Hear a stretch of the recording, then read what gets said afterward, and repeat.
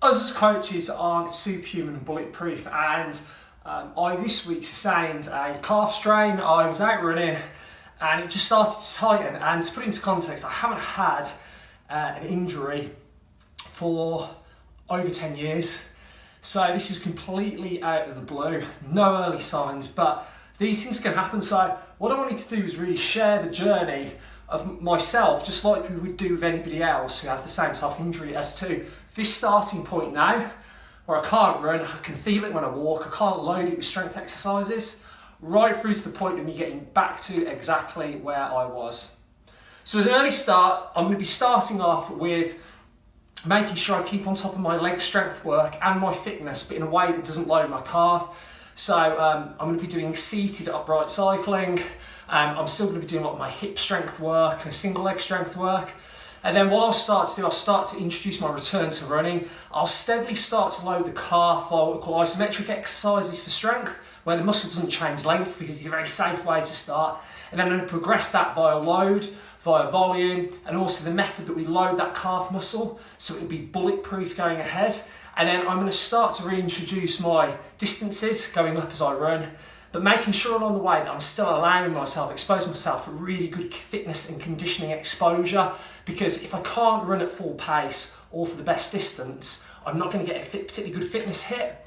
However, if I can find other ways around it that don't overload the calf, but I can get real intensity and real high quality fitness overload through, it means that I won't backtrack too much in terms of my aerobic fitness as well. Let's see what happens. So now being kind of 6 to 7 days into my gastrocnemius strain from my running, again the first lower body injury I've had in over 10 years, so it's come out of nowhere.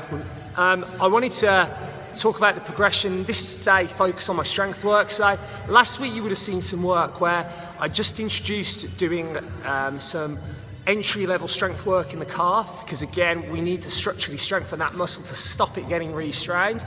And that was using a type of training where the muscle length doesn't change. It's a nice, safe way to build in.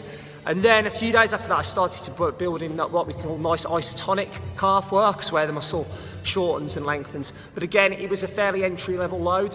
The key today has been keeping that same method, but pushing up the weight nicely. So I'm starting to work quite close to the threshold and the maximum I could.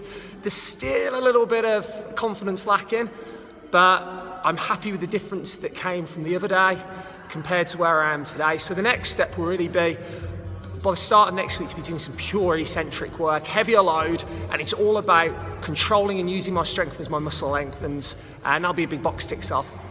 So the start of this week's been more of a breakthrough with my reconditioning for my calf strain. I've basically added more volume distance to my jogging, and I was able to increase the speed of my running as well. So I've gone up from doing a couple hundred meters about 10 days ago. Last week went up to about 500 meters, and this week I've done 1 kilometer. Just because I've started from such a low point, I've been able to push it on a little bit more, and today I was able to run a little bit quicker, so I'm probably running around about 60%. It does still feel heavy, it does still feel not smooth. My running usually feels very fluid, but pain-free, a lot more confident in it, no reactions through there at all, and obviously a little bit more intensity and that more volume.